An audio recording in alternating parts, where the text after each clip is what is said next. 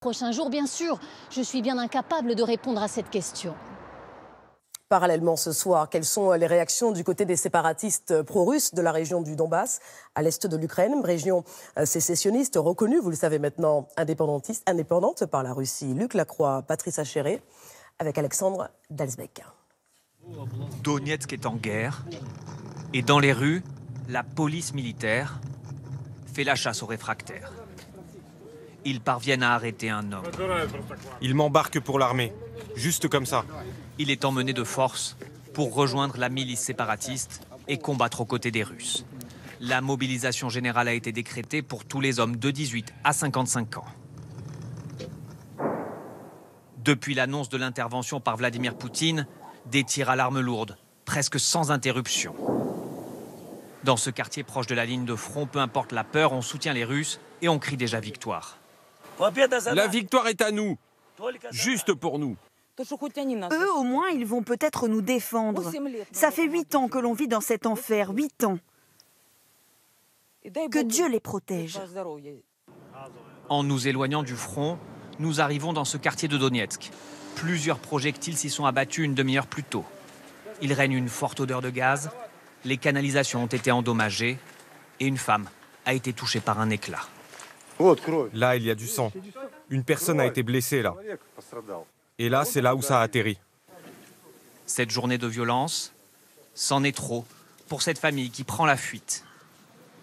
Ici, l'ennemi, c'est l'Ukraine, et le seul reproche que l'on fait à Vladimir Poutine, c'est d'intervenir trop tard et de ne pas frapper assez fort. On est les gens de Donetsk. Alors vous, les Russes, libérez-nous. Chez vous, là-bas, tout va bien. Et chez nous, pourquoi ça va si mal ? Il y a quelques jours ici, les habitants n'auraient jamais imaginé essuyer des tirs. Ces décombres, ces fenêtres brisées viennent témoigner de cette guerre qui aujourd'hui a changé de nature. On va prendre quelques instants pour tenter d'y voir plus clair avec vous, Jean-Baptiste Marteau. Bonsoir.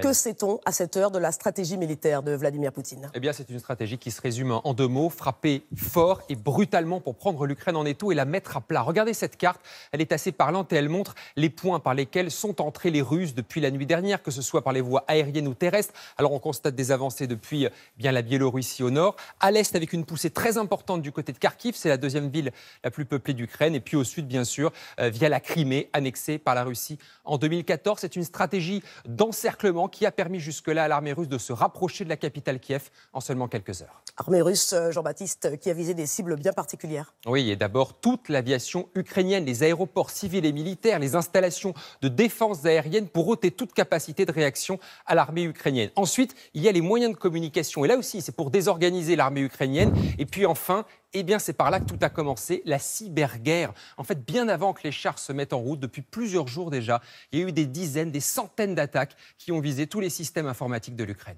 Jean-Baptiste, face à l'Ukraine, il est clair que la supériorité militaire russe est incontestable. Eh bien, regardez, les chiffres parlent d'eux-mêmes. 850 000 soldats environ côté russe, à peine 200 000 côté ukrainien. Les tanks, un rapport de 1 à 5, 12 000 contre un peu plus de 2 500. Quant aux forces aériennes, eh bien, là, l'écart est encore plus considérable. 11 fois plus d'avions de chasse, par exemple.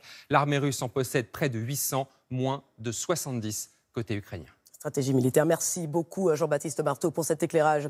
On va s'intéresser maintenant aux Français présents en Ukraine. Il y en a environ 700, invités hier soir par le ministère des Affaires étrangères à quitter le pays sans délai. Seulement quelques heures à peine après cette communication, tout basculait. Ce soir, dans votre édition spéciale, leurs réactions, leurs attentes aussi, avec Lucie Berbet, Alexis Gaucher et Julie Vitaline. C'est un Français de Kiev qui filme ces images depuis sa fenêtre. Bon, encore les sirènes qui sonnent. Les gens paniquent pas en bas. C'est calme, mais ça veut dire qu'il va certainement avoir des bombardements. Kevin Ben Simon est installé ici depuis 1 an et demi. Aujourd'hui, il fait sa valise, sans savoir si dans les prochaines heures, il devra fuir ou rester. Je ne sais pas de quoi demain sera fait. Je ne sais même pas de quoi ce soir sera fait. En vrai, on ne sait rien globalement. On n'a pas de communication, on ne sait pas. Partir pour aller où?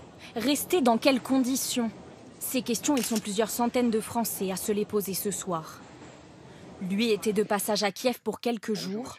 Il se retrouve aujourd'hui bloqué ici, sans solution de secours.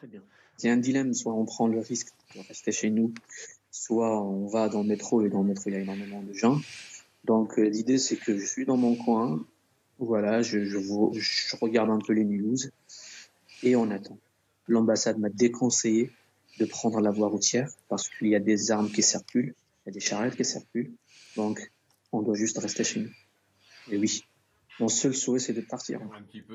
Dans les campagnes aussi, les ressortissants français s'organisent. Dans ma cave, j'ai stocké tout ce qui va être nécessaire à se nourrir quand dans quelques jours les magasins vont se vider. De l'eau, des bocaux. Pour Jackie Lebas, pas question de quitter sa maison où il est installé depuis 3 ans. Alors, c'est aussi notre abri anti-bombe. Dans les grandes villes, tout est un peu mieux organisé, mais en campagne, chacun s'organise comme ça dans sa cave. Pour lui, l'impensable, dit-il, est arrivé. La guerre a fait irruption dans sa vie. Nous sommes donc aujourd'hui le 24 février 2022, jour où tout aura donc basculé. On va revoir justement les dernières heures, le film de la nuit, pour comprendre ce qui s'est joué et de quelle façon surtout. Le récit est signé Clément Le Goff. La télévision russe vient d'interrompre ses programmes. Il est 3h48 ce matin.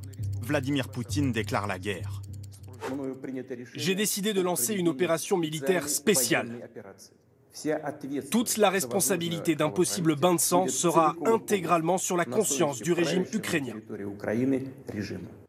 Au même moment, à New York, le Conseil de sécurité de l'ONU cherchait la paix. En vain. À cet instant, la tension est extrême. L'ambassadeur ukrainien s'adresse à son homologue russe. Il y a 48 minutes, le président russe a déclaré la guerre. Vous voulez que je vous montre la vidéo de votre président ? Monsieur l'ambassadeur, vous voulez que je le fasse ? Vous pouvez me le confirmer ? Il n'y a pas de purgatoire pour les criminels de guerre. Ils vont directement en enfer, ambassadeur. Il est un peu plus de 4h30. Le bruit des bombes déchire la nuit ukrainienne. Premières explosions dans l'Est. Et tout s'accélère. 15 minutes plus tard, ces chars franchissent la frontière biélorusse au nord. Puis des camions militaires au sud, depuis la Crimée. Le pays est déjà attaqué lorsque le président ukrainien s'adresse à son peuple via les réseaux sociaux. Ne paniquez pas, nous sommes forts, nous sommes prêts et nous allons vaincre. Parce que nous sommes l'Ukraine. Gloire à l'Ukraine. Dans la capitale, la sirène retentit. À l'ouest, un missile s'écrase sur un aéroport. À seulement 150 km de la Pologne. Le jour vient de se lever sur l'Ukraine. La guerre est de retour en Europe. On a du mal à y croire. Lundi dernier, à peine, l'actualité, c'était cette annonce de Vladimir Poutine sur l'indépendance des régions séparatistes. Ce soir, la guerre. On va voir ce qu'en pensent les Russes avec Luc Lacroix. Alors en Russie, la mobilisation patriotique a été sonnée par le pouvoir. Les médias ont reçu l'ordre de ne diffuser que des informations officielles, égard à ceux qui s'éloigneraient de cette ligne. Ces derniers mois, l'opinion publique avait été préparée. Le ressentiment envers l'Ukraine avait progressé, nous indiquent les sondages. Et puis Vladimir Poutine, après plus de 20 ans de pouvoir, il bénéficie toujours d'une très forte popularité. Malgré tout cela, dans plusieurs villes de Russie, il y a eu des manifestations contre cette intervention. Alors on ne peut pas parler de mouvements massifs, mais ceux qui sont sortis dans la rue étaient très déterminés car ces manifestations n'étaient pas autorisées et que plus d'1 millier de personnes ont été arrêtées. Vous avez vu tout à l'heure ces routes saturées, embouteillages monstres et sirènes hurlantes. On va en revenir.